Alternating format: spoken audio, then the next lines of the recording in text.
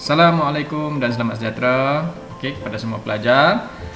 Minggu ini kita akan teruskan lagi pembelajaran kita pada bab yang ke-9 yang bertajuk sumber semula jadi utama dan kerjasama ekonomi yang ada di dunia.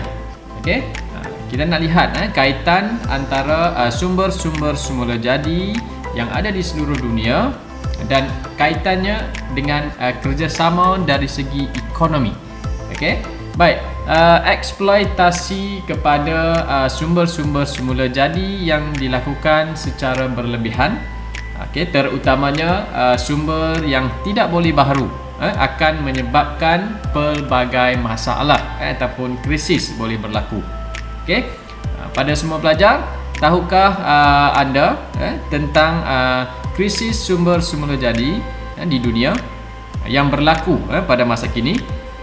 Okey, adakah anda juga dapat nyatakan kerjasama ekonomi antara bangsa yang berkaitan dengan sumber-sumber semula jadi dan apa pula kepentingan kepada kerjasama ekonomi ini?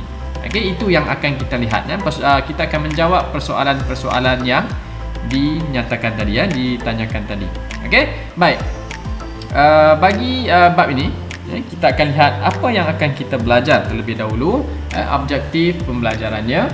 Okey, yang pertama kita akan cuba mengenal pasti, kita akan cuba mengetahui, mencari maklumat yang berkaitan dengan sumber semula jadi utama di seluruh dunia. Okey.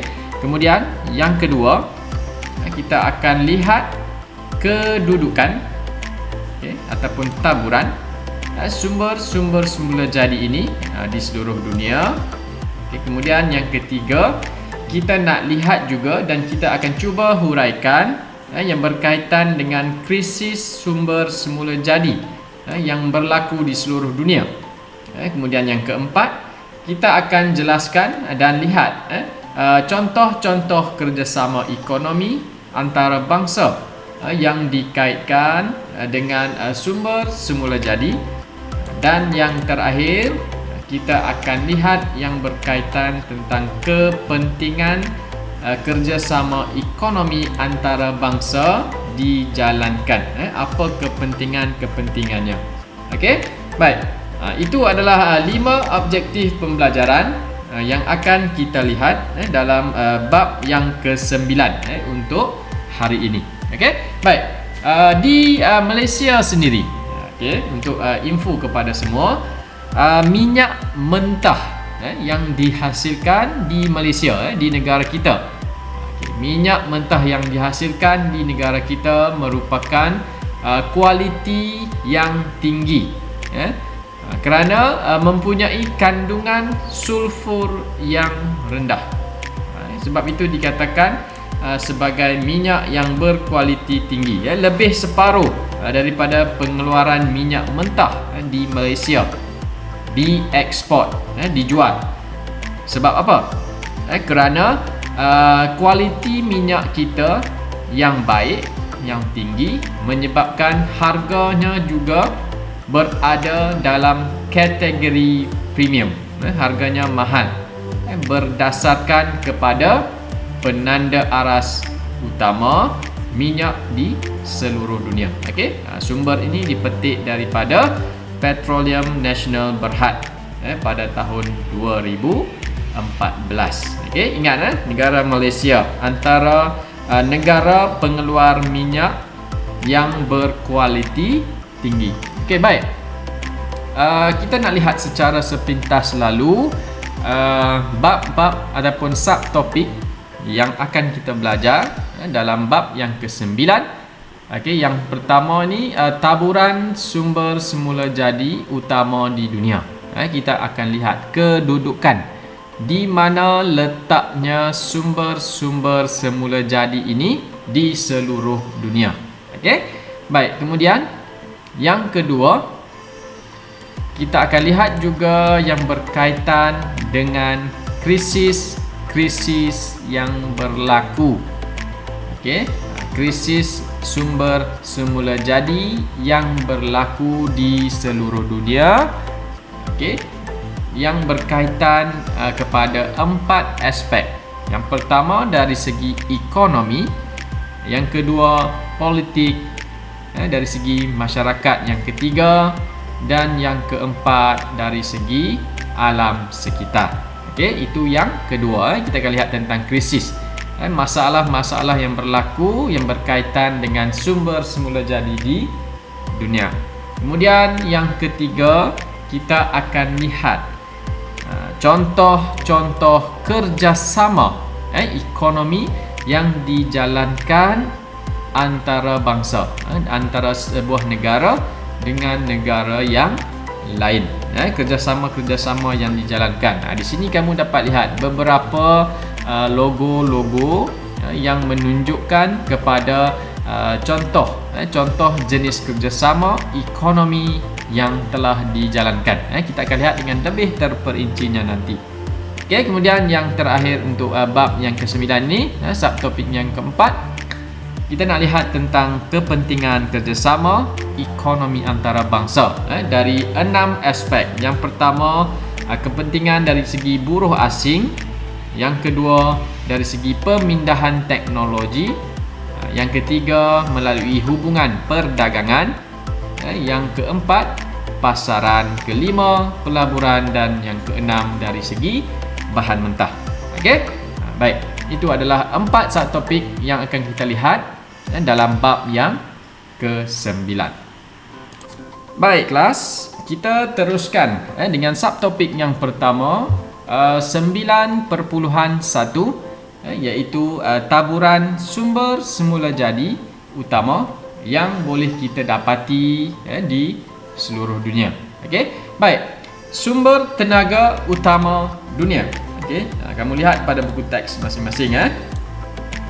Sumber tenaga utama dunia. Okey, sumber tenaga ini boleh dibahagikan kepada sumber tenaga bahan bakar. Contohnya adalah seperti apa?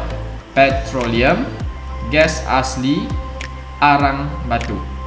Okey, manakala sumber tenaga alternatif, okey, antara contohnya ombak, angin, geoterma, air, surya dan juga biomas.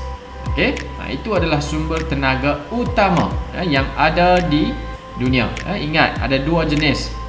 Okey, sumber tenaga bahan bakar dan juga sumber tenaga alternatif. Okey, baik. Kita akan lihat contoh-contohnya. Baik, yang pertama, bagi petroleum, antara negara-negara pengeluar yang kita lihat contoh di sini, pengeluar utama. Petroleum di negara Arab Saudi yang banyak yang boleh kita dapati. Okey, kemudian gas asli bagi negara Amerika Syarikat. Yang ketiga, arang batu, iaitu negara Rusia. Kemudian tenaga geoterma di negara Iceland. Bagi tenaga angin di Belanda. Ombak di negara Perancis. Okey. Kemudian tenaga surya di Jepun. Tenaga air di China dan tenaga biomas di India. Okey, ini adalah 2 jenis sumber tenaga utama di dunia. Di sebelah kiri ini petroleum, gas asli dan arang batu. Ini adalah merujuk kepada sumber tenaga bahan bakar. Manakala di sebelah kanan ini geoterma, angin, ombak, surya, air dan biomas ini tergolong dalam sumber tenaga alternatif. Kamu boleh rujuk pada peta 9.1. Okey, kedudukan bagi sumber tenaga utama yang boleh kita dapati di seluruh dunia. Ada 2 jenis tadi, sumber tenaga bahan bakar dan juga sumber tenaga alternatif. Okey, baik. Sedikit kita nak refresh balik baru kita terangkan tadi. Latih diri A. Cuba kamu lihat pada soalan ini. Cuba tanyakan kepada diri kamu, nyatakan 3 sumber semula jadi yang boleh baharu yang terdapat di dunia. Kemudian soalan yang kedua, berikan 2 contoh negara lain yang mempunyai sumber semula jadi petroleum. Okey, ada juga negara-negara pengeluar yang lain yang menjadi negara pengeluar kepada sumber petroleum. Cuba kamu cari maklumat-maklumat ini. Okey. Baik, kita akan teruskan bagi yang seterusnya 9.2. Okey, subtopiknya adalah krisis sumber semula jadi di dunia.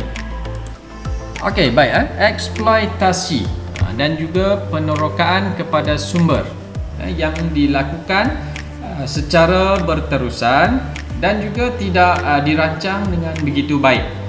Ini akan menyebabkan kuantiti jumlah sumber semula jadi di dunia akan semakin berkurangan akibat daripada penerokaan dan juga eksploitasi sumber-sumber ini yang dilakukan secara berterusan, tidak terkawal dan juga tidak dirancang dengan baik.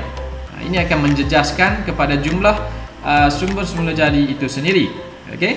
Kemudian keadaan ini mewujudkan ia akan berlaku pelbagai jenis krisis-krisis yang akan berlaku yang berkaitan dengan sumber-sumber semula jadi, terutamanya kepada 4 aspek utama ini yang kita akan lihat dari segi ekonomi, politik, masyarakat dan juga alam sekitar. Okey, kita akan lihat satu persatu. Yang pertama, kita akan lihat dari segi politik ekonomi. Ekonomi terlebih dahulu. Okey, krisis-krisis yang berlaku sumber yang berkaitan dengan sumber semula jadi di dunia dari segi ekonomi. Yang pertama, pendapatan negara pengekspor, iaitu pendapatan bagi negara yang menjual sumber-sumber semula jadi tadi, dan juga negara pengimport, negara yang membeli sumber semula jadi tadi. Pendapatan mereka akan menjadi tidak menentu, iaitu yang berkaitan dengan apa? Kekurangan sumber semula jadi dan juga kenaikan harga komoditi, harga sumber semula jadi tadi. Akibat daripada kuantiti sumber itu yang semakin lama semakin berkurangan, dan ia akan menyebabkan berlaku kenaikan harga. Manakala keseimbangan dari segi pendapatan negara pengekspor dan pengimport, dia akan memberi kesan. Kemudian yang kedua, dari segi kenaikan harga sumber, contohnya seperti kenaikan harga petroleum dan juga gas asli, ini yang akan berlaku dalam pasaran di seluruh dunia akibat daripada penawaran yang semakin kurang, dan permintaan yang semakin tinggi. Penawaran kurang, permintaan tinggi, ini akan menyebabkan berlakunya kenaikan harga kepada sumber-sumber seperti ini. Sebagai contoh, kita dapat lihat kepada jumlah ataupun harga-harga petroleum di negara-negara yang berkaitan lah. Contohnya di negara kita, harga-harga petroleum tidak menentu, bergantung kepada pasaran dunia. Baik, kemudian yang ketiga, akan berlaku peningkatan kepada kos sara hidup. Kenapa? Ini disebabkan oleh nilai mata wang yang menurun. Kemudian pendapatan negara akan merosot dan ini akan menyebabkan berlaku kuasa membeli yang semakin lemah. Akibat daripada apa? Kos sara hidup meningkat, nilai mata wang menurun, pendapatan negara merosot. Baik, ini 3 jenis kesan dari segi ekonomi yang dapat kita lihat. Kemudian yang kedua, dari segi politik. Politik, perebutan kawasan yang mempunyai sumber semula jadi. Negara-negara yang menjadi pengeluar kepada sumber-sumber semula jadi ini akan cuba meneroka sumber-sumber yang baharu di kawasan yang baharu. Dan negara lain juga akan melakukan perkara yang sama. Oleh itu, akan berlaku pertindihan ataupun perebutan, berebut kawasan yang mempunyai sumber semula jadi ini, dan sehingga boleh berlaku kepada konflik wilayah dan sehingga berlaku peperangan dan sebagainya. Antara beberapa buah negara, peperangan boleh berlaku, konflik boleh berlaku sehingga membawa kepada konflik-konflik dari segi wilayah dan tertentu. Okey. Kemudian akan berlaku juga tekanan politik, kuasa-kuasa besar, negara-negara kuasa besar akan melakukan tekanan politik, terutamanya kepada negara-negara yang mengeluarkan sumber semula jadi ini. Okey, ini yang akan berlaku, situasi yang akan berlaku, krisisnya dari segi politik. Kemudian yang ketiga, akan berlaku konflik politik dalam sesebuah negara apabila berlakunya pelbagai krisis ekonomi. Dia mempunyai kaitan pula dengan ekonomi tadi. Apabila ekonomi terjejas, terganggu, konflik dari segi politik juga akan berlaku, yang berpunca daripada krisis ekonomi yang kita bincangkan tadi. Dia mempunyai saling kaitan. Kemudian yang ketiga, krisis dari segi masyarakat. Apabila berlaku kekurangan sumber, krisis-krisis ini berlaku, dia akan menyebabkan berlakunya peningkatan kepada kadar kemiskinan, kerana kekurangan sumber, kekurangan pekerjaan, pekerja-pekerja mungkin dikurangkan akibat daripada sumber yang semakin berkurangan, pekerja pun dah tak diperlukan dengan jumlah yang ramai. Akibat daripada dibuang kerja dan sebagainya, keluarga hilang punca pendapatan, akan meningkatkan kadar kemiskinan. Dan juga apabila keluarga-keluarga yang miskin tiada punca pendapatan lagi, dia akan mewujudkan pula kepada masalah kebuluran, tidak ada makanan. Dia mempunyai kaitan. Apabila keluarga yang miskin, dia tak ada wang, tak ada duit, tak ada pendapatan untuk membeli makanan, dia akan mewujudkan pula masalah yang seterusnya, iaitu kebuluran, tiada makanan untuk dimakan. Apabila berlaku kebuluran, lumrah manusia akan cuba untuk berusaha untuk mencari makanan untuk sara hidup, sara diri, sara keluarganya. Apabila keadaan yang mendesak, akan wujud pula pelbagai masalah sosial dalam masyarakat, kecurian, rompakan, pecah rumah, pecah kedai dan sebagainya.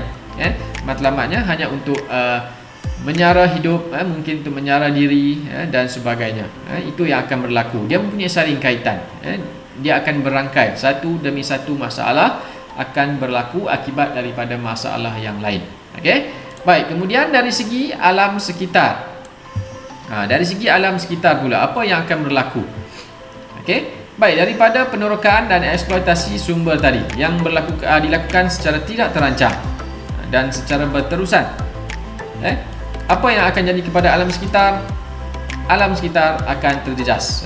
Kualiti alam sekitar akan semakin merosot. Tujuannya hanya untuk mendapatkan sumber semula jadi. Kesan yang buruk kepada alam sekitar tidak diberi perhatian, akan merosot kualiti alam sekitar. Kemudian kemusnahan kepada pelbagai flora dan fauna, hidupan tumbuhan yang ada di kawasan hutan, di laut dan sebagainya. Akibat daripada penerokaan sumber ini, dia akan menjejaskan habitat kepada hidupan-hidupan yang ada di kawasan yang diteroka itu. Tak kira sama ada flora, tumbuh-tumbuhan ataupun fauna, hidupan yang ada di kawasan tersebut. Baik, kemudian yang seterusnya, berlaku ketidakseimbangan pada alam sekitar dan ekosistem akan terjejas akibat daripada kemusnahan dan kemerosotan alam sekitar tadi. Dia akan menjejaskan lagi, keseimbangan ekosistem itu akan terganggu, terjejas. Dan yang terakhir, sumber semula jadi akan semakin berkurangan kerana gangguan daripada ekosistem alam sekitar yang semakin merosot dan sebagainya. Okey, baik, itu adalah bagi poin 9.2 krisis sumber semula jadi di dunia. Baik, yang seterusnya kita nak lihat kepada subtopik yang berikut 9.3.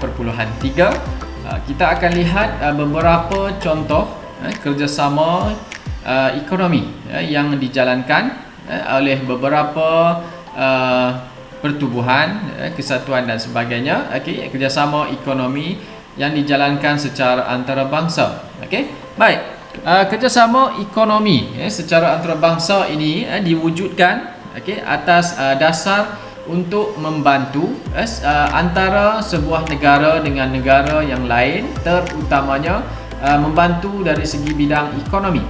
Okey, maksud kerjasama ekonomi antarabangsa ini telah diterjemahkan dalam pelbagai bentuk kerjasama. Okey, antara contohnya seperti kerjasama dua hala, kerjasama pelbagai hala, kerjasama serantau, kerjasama kumpulan negara, kerjasama sedunia dan kerjasama segitiga pertumbuhan. Ini antara istilah-istilah yang digunakan dalam kerjasama ekonomi antarabangsa. Okey, kita akan lihat beberapa contoh kerjasama yang telah dijalankan di dunia. Okey, yang pertama, kita lihat kepada logo ini yang ditulis ASEAN. Apa itu ASEAN? Okey, pertubuhan negara-negara Asia Tenggara, ataupun kita panggil sebagai Association of Southeast Asian Nation. Okey, singkatannya dipanggil sebagai ASEAN. Okey, baik.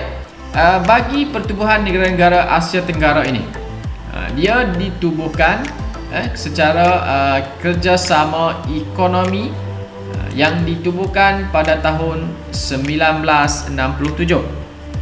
Okey, bagi pertubuhan ini, kerjasama ini, dia dianggotai oleh 10 buah negara Asia Tenggara.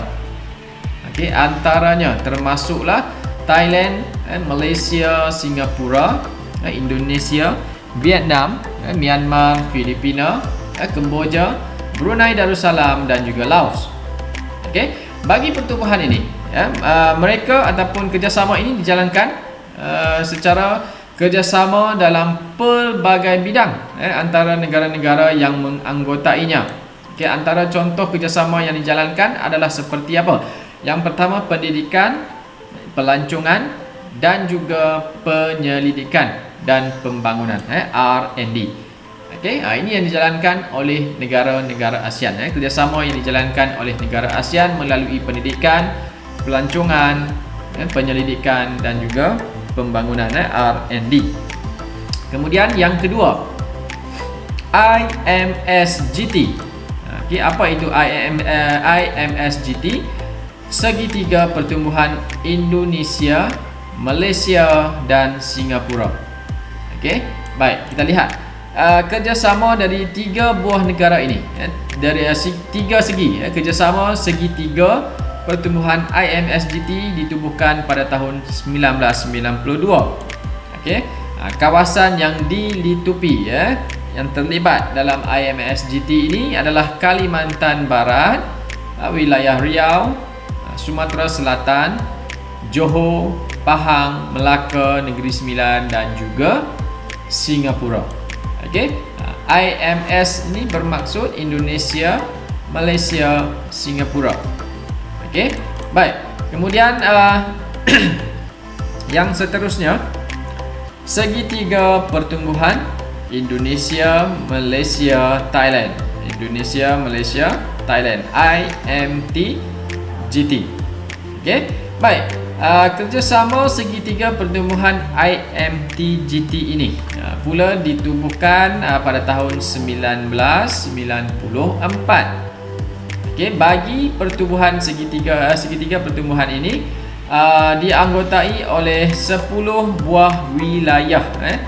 Negara dia hanya 3, Indonesia, Malaysia, Thailand. Tetapi dalam dia terlibat 10 buah wilayah, iaitu di Sumatera, dan juga 8 buah negeri di semenanjung Malaysia. Okey, antaranya Perlis, Kedah, Negeri Sembilan, Kelantan, Perak, Melaka, Selangor dan Pulau Pinang. Bagi di negara Thailand, 14 buah wilayah yang terlibat, iaitu di selatan Thailand. Okey, bagi kerjasama ini, fokus utamanya ialah dari segi bidang pertanian, industri asas tani, pelancongan, produk halal dan juga perkhidmatan. Okey, bagi tadi yang di atas IMSGT, Indonesia, Malaysia, Singapura, kerjasama yang dijalankan adalah dari segi bidang ekonomi seperti pelaburan, perdagangan, perindustrian, pertanian, perikanan dan juga pelancongan. Okey, itu baru tiga jenis kerjasama yang dijalankan di dunia. Kita akan lihat yang berikutnya, skop yang lebih luas. Okey, Kesatuan Eropah ataupun kita panggil sebagai European Union, EU. Okey, ini melibatkan kepada kawasan Eropah, Community Economy Eropah, ataupun yang kita kenali sebagai Kesatuan Eropah, iaitu ditubuhkan pada tahun 1958. Okey, bagi kesatuan ini banyak negara di Eropah yang terlibat, iaitu keseluruhannya terdapat 28 buah negara. Okey, baik, antara negara yang terlibat dalam kerjasama seperti ini, kerjasama ekonomi Eropah ini ialah Austria, Belgium, Bulgaria, Croatia, Cyprus, Republik Czech, Denmark, Estonia, Finland, Perancis, Jerman, Greece, Hungary, Ireland, Itali, Latvia, Lithuania, Luxembourg, Malta, Netherlands ataupun Belanda, Poland, Portugal, Romania, Slovakia, Slovenia, Spanyol dan Sweden. Untuk pengetahuan semua, United Kingdom kini telah tidak lagi terdiri daripada Kesatuan Eropah. Mereka telah keluar daripada kesatuan ini. Okey, baik. Kesatuan ini, kerjasama yang dijalankan adalah dari segi perniagaan dan perdagangan bebas antara negara-negara EU tanpa had kuantiti import dan ekspor. Okey, 27 buah negara ini mereka melakukan kerjasama dari segi apa? Perniagaan dan perdagangan bebas. Mereka boleh import dan ekspor tanpa had kuantiti. Okey, mereka boleh import sebanyak mana yang boleh dan mereka boleh ekspor sebanyak mana pun yang mereka mampu. Okey, baik. Kemudian yang seterusnya, APEC. Okey, APEC, APEC. Apa itu APEC? Okey, Pertubuhan Ekonomi Negara-negara Asia Pasifik ataupun Asia Pacific Economy Cooperation, APEC. APEC. Okey, baik. Kerjasama ekonomi serantau ini ditubuhkan pada tahun 1989. Okey, negara-negara yang terlibat dalam pertubuhan ini, keanggotaannya adalah seperti negara China, Amerika Syarikat, okey, kemudian Vietnam, Jepun, Rusia, Filipina, Indonesia, Korea Selatan, Peru, Singapura, Australia, Hong Kong, Thailand, Canada, Malaysia, Mexico, New Zealand, Chile, Taipei, Brunei Darussalam dan Papua Nugini. Okey, manakala kerjasama yang dijalankan bagi negara-negara APEC iaitu menggalakkan perdagangan bebas dan pelaburan di dalam kalangan negara-negara yang menganggotainya. Okey, ingat APEC menggalakkan perdagangan bebas dan pelaburan bagi negara-negara yang menganggotainya. Okey, kemudian yang seterusnya, Pertubuhan Perdagangan Dunia ataupun World Trade Organization, WTO. Okey, WTO ni pula ditubuhkan pada tahun 1995. Negara yang menganggotainya banyak, sebanyak 164 buah negara. Okey, jumlah yang besar. Pertubuhan ini adalah pertubuhan yang besar. Okey, kemudian pertubuhan ini mengendalikan sistem perdagangan secara global, iaitu berfungsi sebagai forum untuk rundingan dari segi perjanjian perdagangan, menyelesaikan pertikaian perdagangan antara negara-negara anggota dan juga menyokong keperluan negara-negara yang sedang membangun. Okey, baik, ini adalah 6 contoh kepada kerjasama ekonomi antarabangsa yang dijalankan ataupun yang telah diwujudkan. Okey, baik, info negara kita Malaysia pernah menjadi tuan rumah kepada satu persidangan kemuncak APEC yang ke-10, kalau kamu masih ingat. Okey, iaitu sekitar tahun 1998. Okey, dan juga akan menjadi tuan rumah bagi persidangan yang ke-32 pada tahun 2020 selepas negara Chile. Okey, menurut kepada sumber Pertubuhan Ekonomi Negara-Negara Asia Pasifik Julai 2018. Okey. Baik, di sini kita nak lihat contoh import dan ekspor. Okey, ataupun contoh kerjasama ekonomi antara negara kita, negara Malaysia dengan negara yang lain yang berkaitan dengan sumber-sumber semula jadi. Okey, kita akan lihat yang pertama dari segi ekspor terlebih dahulu. Okey, seperti yang kita ketahui, negara kita Malaysia adalah menjadi pengeksport utama sumber semula jadi kepada beberapa buah negara yang menjadi rakan dagang. Okey, bagi graf ataupun carta pie yang pertama ini, rajah 9.1 merujuk kepada ekspor petroleum mentah Malaysia mengikut negara utama pada tahun 2016. Okey, mengikut kepada carta pie ini, kita dapat lihat negara kita mengekspor petroleum mentah paling banyak kepada negara Australia, iaitu sebanyak 27%. Okay, kemudian negara kedua terbesar 22% bagi negara India. Kemudian yang ketiga bagi negara Thailand sebanyak 22%, iaitu sama dengan jumlah bagi negara India.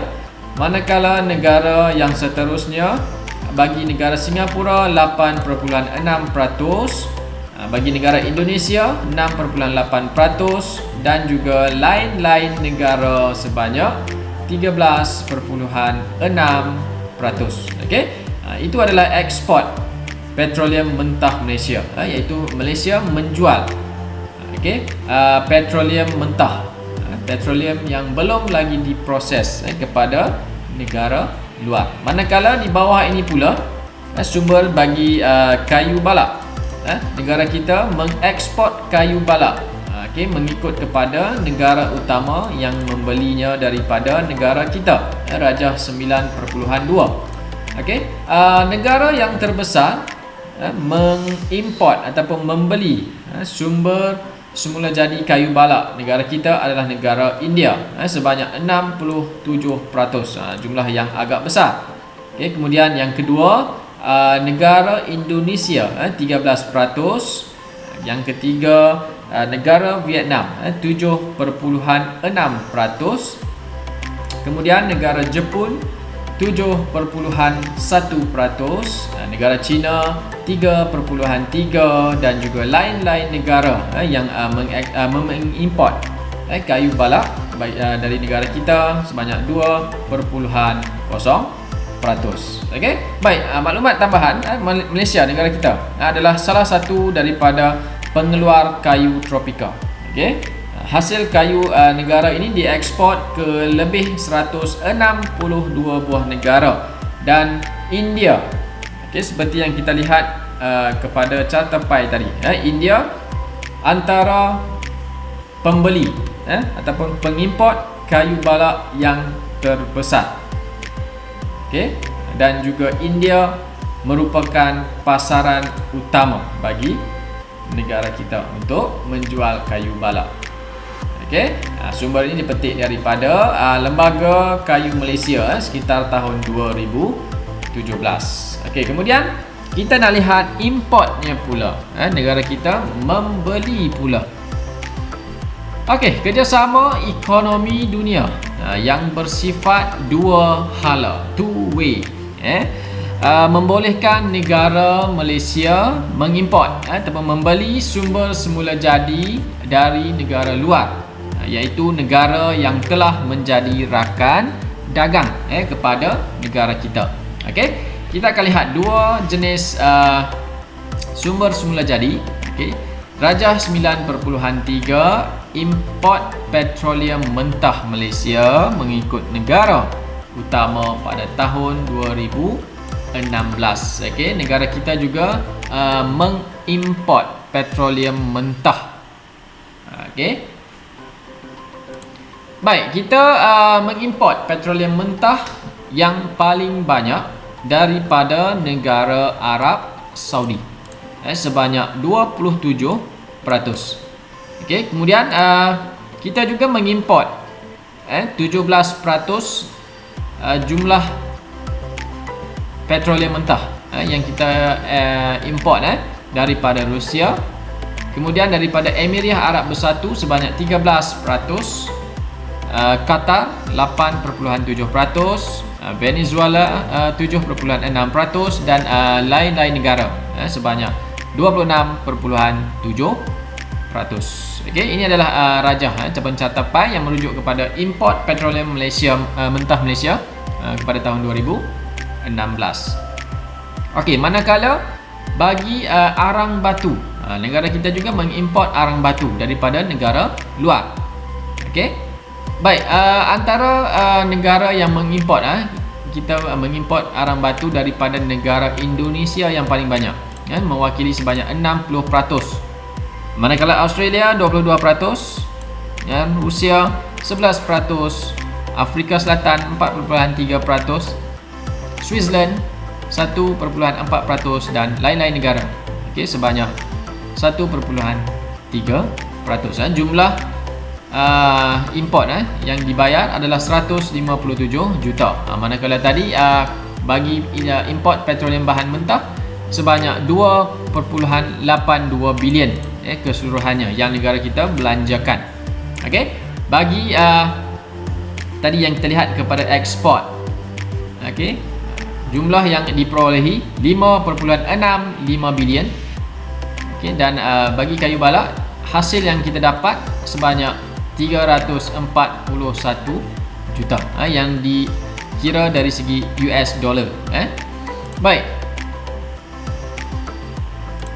Okey, jika kamu dapat kenal pasti, okey, negara kita juga adalah pengeksport bagi minyak mentah dan juga pengimport bagi minyak mentah. Okey, kenapa perkara ini berlaku? Okey, sedangkan negara kita merupakan pengeluar kepada petroleum mentah. Okey, cuba kamu lihat pada jumlah hasil daripada jualannya dan juga jumlah daripada apa yang kita bayar import. Kita mengimport 2.82 bilion, kemudian kita jual 5.65 bilion. Maksudnya kita menjual dengan harga yang lebih tinggi. Okey, kenapa? Kenapa minyak kita dapat dijual dengan harga yang lebih tinggi? Kerana minyak mentah bagi negara kita yang negara kita keluarkan merupakan minyak yang berkualiti tinggi dan hasil jualannya lebih menguntungkan. Okey, manakala minyak yang kita ekspor ini hanya untuk kegunaan domestik sahaja. Okey. Bagi perbezaan dia kualiti minyak itu sendirilah. Minyak yang dikeluarkan oleh negara kita lebih berkualiti dan harganya lebih tinggi. Okey. Baik. Kita akan teruskan dengan yang seterusnya. 9.4 kepentingan kerjasama ekonomi antarabangsa. Kenapa pentingnya kerjasama ekonomi ini dijalankan? Okey. Kerjasama ekonomi ini menjadi satu usaha untuk memakin kepada pembentukan hubungan perdagangan antara negara, dan juga ia dapat membantu menggerakkan kemajuan ekonomi kepada sesebuah negara. Okey. Oleh sebab itu hubungan-hubungan dari segi ekonomi ini wajar diperkasakan lagi, diperkukuhkan lagi. Okey, bagi menjamin kepada kesinambungan ekonomi yang akan berlaku secara berterusan, dan pembangunan negara selain itu dapat dibangunkan juga dan dapat memenuhi kepada keperluan rakyat secara keseluruhannya. Okey, baik. Antara kepentingan ekonomi yang akan kita lihat untuk hari ini, yang pertama dari segi buruh asing, kemudian pemindahan teknologi, okey, kemudian meningkatkan pelaburan, membentuk hubungan perdagangan, meluaskan pasaran, memperoleh bahan mentah dan sebagainya. Okay, kita akan lihat satu persatu. Okey, bagi kepentingan kerjasama yang pertama dari aspek buruh asing, kenapa pentingnya? Okey, dari segi buruh asing, ia akan memudahkan lagi kemasukan tenaga buruh asing dari sesebuah negara ke negara yang lain. Tujuannya adalah untuk apa? Menampung keperluan tenaga buruh dalam pelbagai sektor. Contohnya seperti pertanian, perdagangan, perkilangan, pembidaan, pembuatan dan juga perkhidmatan. Okey. Tenaga buruh profesional, contohnya seperti pengurus, jurutera dan doktor perubatan. Kebanyakannya berasal daripada negara-negara yang lebih maju. Manakala tenaga buruh yang kurang mahir, kebanyakannya akan datang daripada negara yang membangun. Okey, itu dari segi buruh asing. Manakala dari segi pemindahan teknologi, kepentingannya, okey, kerjasama ini akan menggalakkan pemindahan teknologi, terutamanya bagi negara maju dengan negara yang membangun, melalui kepada beberapa cara. Okay, cara yang pertama iaitu pembelian terus barangan modal. Contohnya seperti melalui pembelian mesin-mesin, jentera, peralatan daripada negara luar negara yang mempunyai jentera mesin yang lebih canggih. Okay, contohnya lagi, yang kedua, pembelian equity, iaitu syarikat daripada asing memiliki equity ataupun saham dalam syarikat tempatan, dan mereka melatih pekerja-pekerja tempatan dalam syarikat tersebut. Ini akan berlaku pemindahan teknologi pengetahuan dan sebagainya. Kemudian perjanjian perlesenan, iaitu syarikat tempatan menjadi pengedar kepada produk keluaran syarikat asing. Kemudian peraturan paten dan cap dagang, iaitu syarikat tempatan akan mengeluarkan produk keluaran syarikat asing dengan menggunakan jenama yang sama. Dan yang terakhir, aliran sumber manusia, iaitu pekerja ataupun pakar asing akan dibawa masuk ke dalam negara dan akan memberi latihan sambil bekerja untuk pekerja tempatan. Okey, itu cara yang dilakukan ataupun kepentingan yang dapat dimanfaatkan melalui pemindahan teknologi. Okey, yang berasaskan kepada kepentingan kerjasama ekonomi antarabangsa. Okey, kemudian yang seterusnya melalui hubungan perdagangan. Okey, kepentingannya adalah membuka peluang antara negara untuk menjalinkan lagi hubungan perdagangan, serta mendapat keistimewaan yang lain. Contohnya seperti apa? Pengecualian cukai, kemudian pengurangan tarif kuota dan juga embargo. Okey, maksud kepada tarif kuota dan embargo Baik, tarif kuota cukai yang dikenakan oleh kerajaan ke atas barangan yang diimport.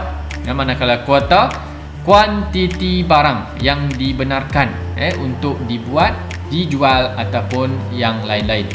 Manakala embargo pula larangan mengekspor dagangan ke sesebuah negara. Itu pentingnya ada hubungan perdagangan antarabangsa. Ini yang akan dapat keistimewaannya. Okay? Di Malaysia, Kementerian Perdagangan Antarabangsa dan Industri ataupun Ministry of International Trade and Industry (MITI) dan juga Perbadanan Pembangunan Perdagangan Luar Bandar ataupun Malaysia External Trade Development Corporation (MATRADE). Okay? Kedua-dua agensi dan juga kementerian ini menguruskan hal-hal yang berkaitan perdagangan bagi negara Malaysia.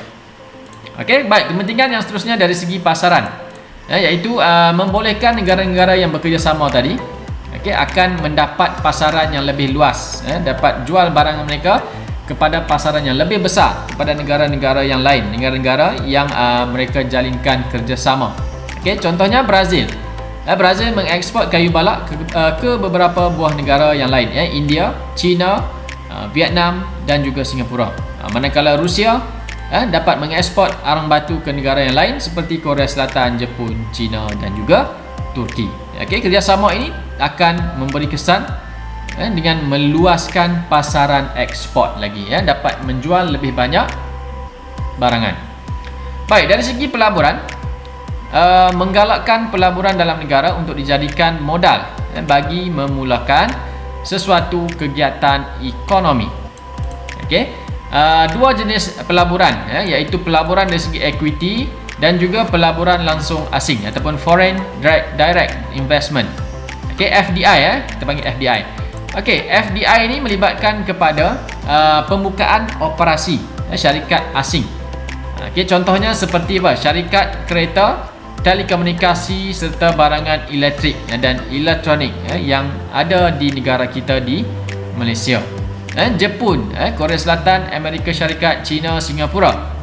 Okay, negara-negara ini kebanyakannya melabur di Malaysia dalam sektor elektrik dan elektronik, industri besi dan keluli, industri minyak dan gas dan juga sektor perkhidmatan.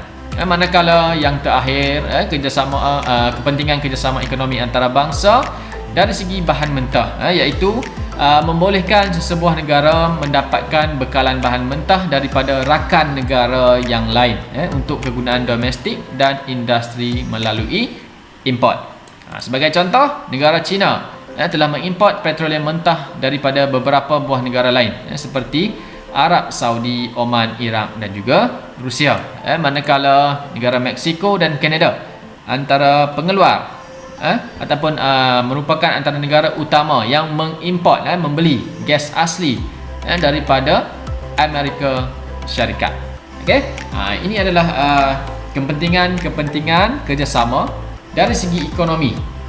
Okey, yang dapat kita lihat yang memberi kesan yang baik kepada beberapa buah negara ataupun hubungan antara dua buah negara dan juga negara-negara yang terlibat.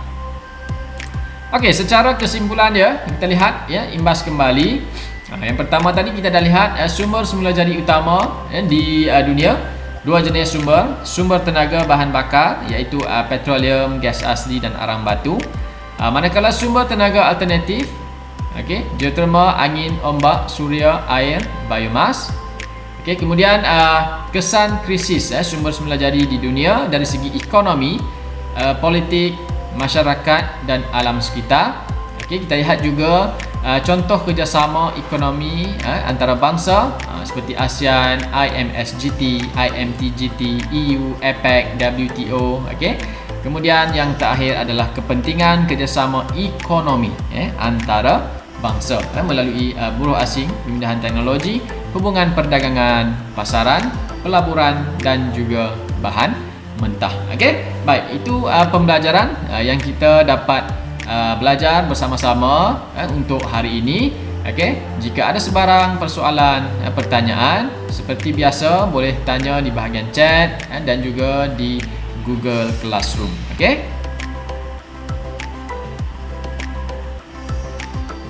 Baik kelas, untuk latihan sebagai pengukuhan kepada semua pelajar untuk bab yang ke-9, okey, kamu diminta untuk lihat di bahagian cabaran minda, okey, di muka surat 161. Okey, kamu akan jawab soalan 1, soalan 2, soalan 3, soalan 4 dan soalan 5. Okey. Kamu akan jawab ke semua soalan ini dalam buku latihan. Kamu boleh photostat, kamu boleh salin, kamu boleh print semula dan lekatkan dalam buku. Kamu ikut kamu punya pilihan. Kamu boleh salin, kamu boleh photostat, kamu boleh print, ikut kepada aktiviti kamu. Okey. Baik. Soalan-soalan yang pertama, tandakan betul pada sumber tenaga utama di dunia. Okey, kamu lihat soalannya, kemudian kamu tandakan betul, yang mana yang betul tandakan betul. Okey. Baik, kemudian soalan yang kedua, peta 1 menunjukkan taburan beberapa sumber tenaga utama yang terdapat di dunia. Manakala soalannya, namakan negara pengeluar serta sumber tenaga utama yang terdapat di kawasan yang ditandakan. Rujuk kepada peta dan lihat kawasan yang telah ditandakan. Kemudian kamu namakan negara-negara pengeluar serta sumber tenaga tersebut. Okey, soalan yang ketiga, nyatakan betul atau salah kepada pernyataan yang telah diberikan. Okey, kamu baca soalan A sehingga E. Kemudian kamu tentukan soalan-soalan ini yang mana satu pernyataan yang betul dan pernyataan yang salah. Kemudian soalan yang keempat, lengkapkan jadual di bawah dengan menulis krisis sumber semula jadi sama ada terhadap ekonomi, politik, masyarakat atau alam sekitar. Okey, kamu rujuk kepada pernyataan yang telah diberikan. Okey. Kemudian lengkapkan jadual tersebut dengan menulis krisis sumber semula jadi ini. Okey, kamu nyatakan rujuk pada teks yang telah kita belajar. Kemudian soalan yang kelima, padankan maklumat yang paling tepat dengan jenis kerjasama ekonomi antarabangsa yang diberikan. Okey, baca pernyataan dan baca jenis kerjasama ekonomi. Kemudian cari yang sesuai dan padankan maklumat tersebut. Okey, itu latihan untuk hari ini. Jawapan kita akan bincang sebentar lagi.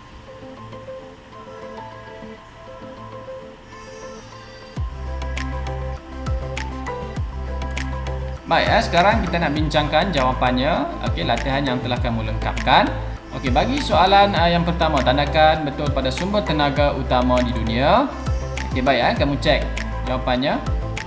Okey, B, D, F dan G yang akan ditandakan betul bagi sumber tenaga utama di dunia. Okey, kemudian soalan yang kedua, peta 1 menunjukkan taburan beberapa sumber tenaga utama yang terdapat di dunia. Okey, jawapannya, okey, P merujuk kepada Amerika Syarikat dan sumbernya gas asli. Q, Arab Saudi, sumbernya petroleum. R merujuk kepada negara China dan sumbernya air. Dan S bagi negara Jepun, sumbernya adalah suria.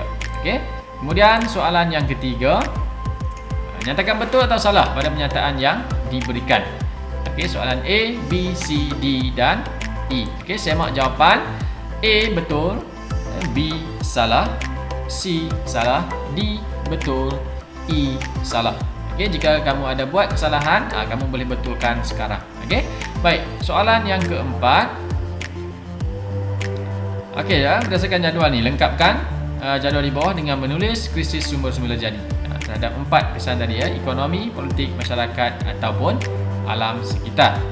Okey, yang pertama jawapannya masyarakat.